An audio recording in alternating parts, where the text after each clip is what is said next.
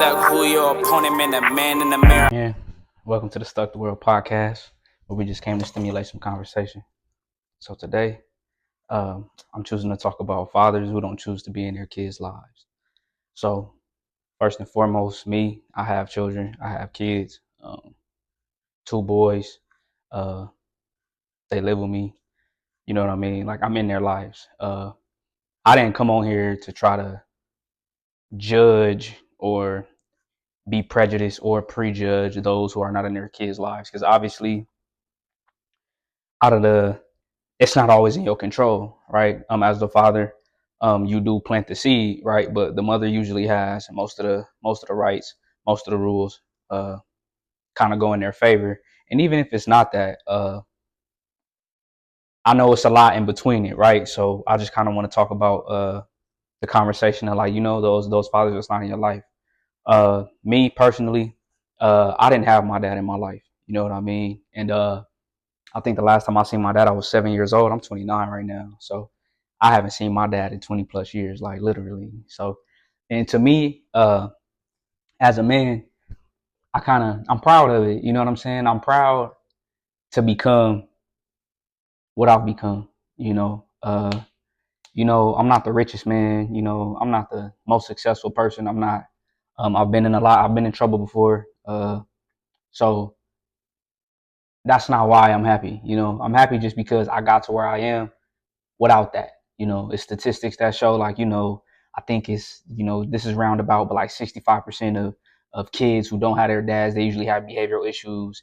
They usually end up going to jail. I'm just kind of throwing statistics out there, but I think it's plus 50%, more than 50%. So, uh, you know, the sad thing is that I have reached the statistic of black men may go to jail at least once in their lifetime. I have been to jail before, so it's not something to be proud of. It's not braggadocious. I'm not part of that culture. I don't think it's cool.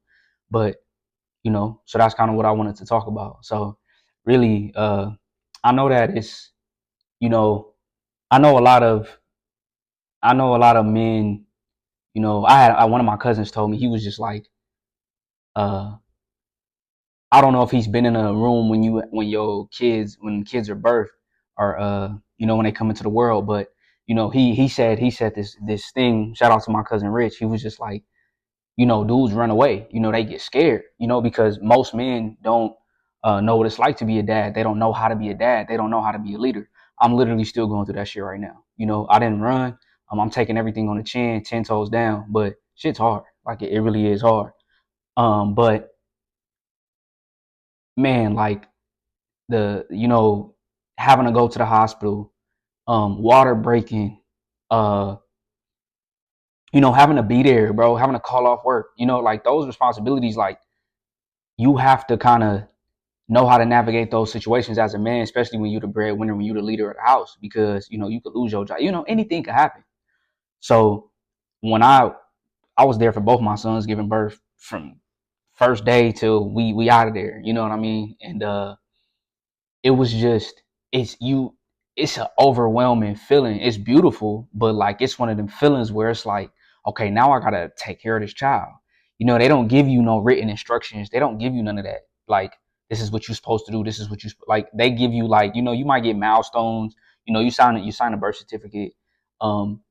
You get little stuff like how much they're supposed to eat, like that kind of stuff. Like, you get little stuff like that, but that whole, like, being a leader, how am I going to teach this kid? How am I going to discipline this child? You know what I mean? So, um, in all honesty, like, you could just run out and never see the kid again. Like, fuck that. Like, this is crazy. You know what I'm saying? Like, this baby just came out of her. Now I'm holding the baby. Now I got to give you my insurance card to make sure that, the baby's taken care of. The insurance bills is taken care of. If you don't pay for the insurance bill, you paying 15,000 plus. You know what I mean? For that baby to become born. So this is a topic that, like, I really love kind of talking about, because I think it's very important. You know what I mean? I'm sure it's a lot of other men on YouTube kind of navigating this realm. You know what I mean? But to me, it's very important. I would love to have this type of conversation. I listen to people like Charleston White. I think man's crazy, but I listen. You know what I'm saying? I was one of them kids. I was a hard head. I got into a lot of trouble, but I was able to, you know, I'm not really religious, but I think, the universe, God, whatever you want to call it, like, I think he was looking out, because there was a lot of situations where I could have lost my life. I should have been in jail for the rest of my life, all of those kind of things. So, I was able to learn from my mistakes. And they're not losses, they're lessons. You know what I mean? So that's that's very important to me, as a father. So, you know, as a dad, man, like, I think we need to stop trying to be machismo. You know what I mean? I'm a black man. Like I said, I'm brown. I consider myself brown. I'm a brown man, and my lady's Latina. She's Mexican. But I put them in the same category. You know what I'm saying? Like, we all go through the same struggles and tribulations. You know what I mean? And so, and to me, I wanted to be in my kids' lives just because I didn't have a dad. You know what I'm saying? And I made this platform to get to the nitty gritty. I had a stepfather that when I was in the house, it was violent. You know what I'm saying? As a matter of fact, when I was a kid, when I was little, when my mom was with my dad, it was violence. You know what I mean? I never knew why I was angry. Um, I never knew why. I always had this anxious feeling. You know what I'm saying? And I went to school. I went to college. I got a psych degree. I got my criminology degree. And I remember one day in class, my psychology class, my freshman year, I'm sitting there. I look at myself like, I'm a nigga at the end of the day. Like, you know, born in Bellflower, living in LA, Long Beach, Compton, all of that stuff. So I went to college and I hear them talking about abuse. And in certain households, like, you don't think you abused. You know what I'm saying? You just getting whooped, getting beat, whatever it is. Like, you don't look at it as nothing, right? Man, they described what abuse was, and I'm like, epiphany. Like, nigga, I was abused. You know what I'm saying? And as a kid, I don't really remember my father putting his hands on me, but I remember him putting his hands on my mother. And I remember I had a conversation with my auntie, and she was like, "We never knew why you were so mad. Like, you will always be mad if something, like, you was a happy kid, but if something went left, she was like, you reacted different from other children. You know what I'm saying? Like, she was like, you would get real mad, you would be ready to fight, you didn't care how big, whatever, you just didn't know how to handle it." And she was like, "But come to find out, you was watching violence while you was growing up, so that's all I knew was violence." So fast forward, my mom meets the man that was my stepdad, and the cycle continues. I don't have no hate towards that man. You know what I'm saying? When I was a little bit younger, I'm on some, if he ever disrespect me again, I'm probably gonna blow his head off. You know what I'm saying? But he ain't have his pops either. So, and he gangbang. He was in the hood. He, all the nonsense, all the bullshit that come with the street shit, he was bringing it into the house. So when it was coming to discipline me, when it was coming to talk to me, he was talking to me like I was a nigga on the street. So me coming from violence as a youngin, and then me getting into a situation where this man don't really know how to be a man, he's still a child. It was war in the house. And I don't condone none of this activity. I condone in talking to your kids. And I go into, I'm a BCBA. I work with kids with autism. We do this thing called ABA. And basically there's like a prompting procedure where you do least to most prompting, right? So you do vocal, you do model, you'll you'll do a partial physical, and then you'll do a physical prompt. So I try to kind of do that in my house with my sons. You know what I mean? So if my son is doing something he's not supposed to do, first I'm gonna tell him, I'm gonna talk to him, right? When he was little, I'm talking about when he was little, right? My son 3, he's still little. But first I'm gonna talk to him, then I'm gonna show him, then I'm gonna partially kind of show him, and then I'm gonna physically kind of show him how to do it. In my house when I was growing up, it was more so, I'm gonna talk to you, then I'm gonna beat your ass, and it turned into a fight. So when I'm literally talking to y'all about fatherhood, and this is what it is as a black man. Because as a black man, we need to learn how to stop being so emotional, and we need to become more logical. You know what I mean? We need to be able to talk to our kids. So don't get it twisted. I'm not perfect. I've popped my son. I've never beat the shit out of my son. Like, I've never done that ever. I popped him, give him one. Hey, I give him one of them. Like, hey, chill out. You know what I'm saying? But it's never gonna go beyond that. My son's never gonna feel like when he steps in the house, it's a war zone, because that's how I felt when I was a kid. Step in the house, when I would wake up, as a matter of fact, I'll be asleep. My stepdad come and wake me up. Nigga, why you sleep? Get up. It's something. It's stuff you need to be doing. What do you mean it's stuff I need to be doing? It's Saturday. I got a basketball game at 10, 11 o'clock. I'm sleep in, get up, probably go shoot outside, head to the. Wasn't like that. So you got to remember as a man to be logical and not emotional, because if we want to talk about roles, women are more emotional, not all the time. I'm just saying, if we're talking about hypotheticals and we're talking about the stereotypes, when it comes to roles, women are more emotional. Men need to be more logical, right? To keep everything balanced. Now, if you're a single mother, that's different, obviously, right? You got to play both cards. So I understand, you know what I mean? But as a man, I'm coming from a man's perspective, talking to the men, we got to be better, you know what I mean? Because it's this cycle that we're so used to. And I remember I heard somebody say, it's kind of embedded in black men, this kind of mentality that we have, right? So in the slavery days, and back in the days, they would just use men to impregnate women. You know what I mean? To get more slaves, and then the men wouldn't even have nothing to do with their kids.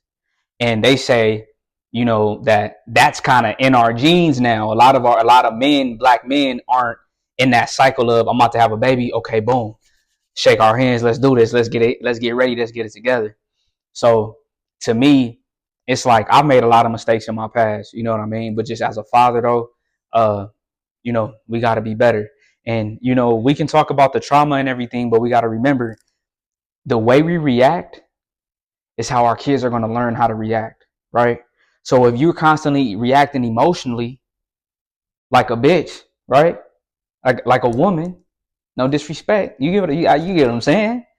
Then our kids are going to react that same way, and that cycle continues, right? So right now I'm kind of teaching my son, how to navigate situations by just talking. Let's talk to get out of these situations first. Then we could tussle if we need to. Not physically in the house. I'm talking about this is the conversations that I have with him. Tell somebody, if somebody's in your space, tell them excuse me. Don't be scared to say excuse me. Don't be scared to use your voice. Don't be scared to project your voice. You know what I'm saying? I think we teach our kids as black kids to kind of just be nice, subtle, like, just get by. And it's like, nah, we got to teach them strength, right? I'm not better than you. I'm not stronger than you, but we just need to have a mutual respect. And I know a lot of people looking at me. I know black people looking at me like, respect, boy. Like, I'm the parent. I'm the adult. And I think that's where we need to change. I think that's where we really need to change. Because fuck the adult. Fuck being an adult, a certain race, a certain gender. We all humans. So just the respect, right? Like, when I speak to my son, I try to remember. I don't do this all the time, but I try to remember to get on at his eye level, right? Because you don't want to speak down on him. You get what I'm saying? A lot of people don't think about these kind of things, and like I said, I'm not perfect. I don't do this every day. This is just the type of stuff that I do think about, and I do try to do. Try to get down to his level, talk to him. I try to reason with him first. He only 3. You know what I'm saying? My oldest son is only 3, so I'm trying to reason with him, but even though you think that they're not listening, they listening and they watching, right? So my son watch how I engage with his mom. You know what I'm saying? He's constantly watching me. Like, I'll be doing something and I look over at him and he looking right at me. You know what I'm saying? So just as a man, like, I just want to be better. We only got one life, right? I don't know what happens after this life. So, I just want to try to do my best with it. So just kind of, man, dibbling, dabbling in that, man. Just as a father, man, I take this stuff serious, man. I've been working with kids for 10 plus years. You know what I'm saying? So I actually, in all honesty, I started working with children because I was like, I really want to be a dad. I didn't have a dad. You know what I'm saying?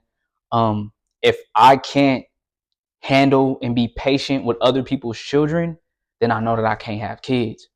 And I just seen myself just more patient with kids, thinking about myself as a child. Like, if a kid is telling me no, okay, why are you telling me no? If I'm telling you to do something and you don't want to do it, why don't you want to do it? You know what I'm saying? And then that's when we kind of throw that ABA thing in there. It's kind of, hey, go take out the trash. No, I don't want to take out the trash. All right, well, bet you said you want to play the game. Yeah. All right, so go take out the trash. I'm not saying I do this to my 3-year-old, but I'm just saying, like, So that's kind of what I use. That's what ABA is. You kind of use the kids' motivation to get them to do things that's a likelihood that they won't do it, right? So I just try to play the fair game as a father, man. So, just to kind of piggyback, man, any comments or concerns, man, shoot it out to me. I don't got that many subscribers right now, man. Tap the subscribe button. I'm gonna be posting some shorts. I want to get into these type of conversations. I want to talk to other people too. I don't want to just hear myself talk. I want to hear other people's perspective. Um, I don't mind debating, but I'm not arguing. You know what I'm saying? So we could debate, we could talk, man.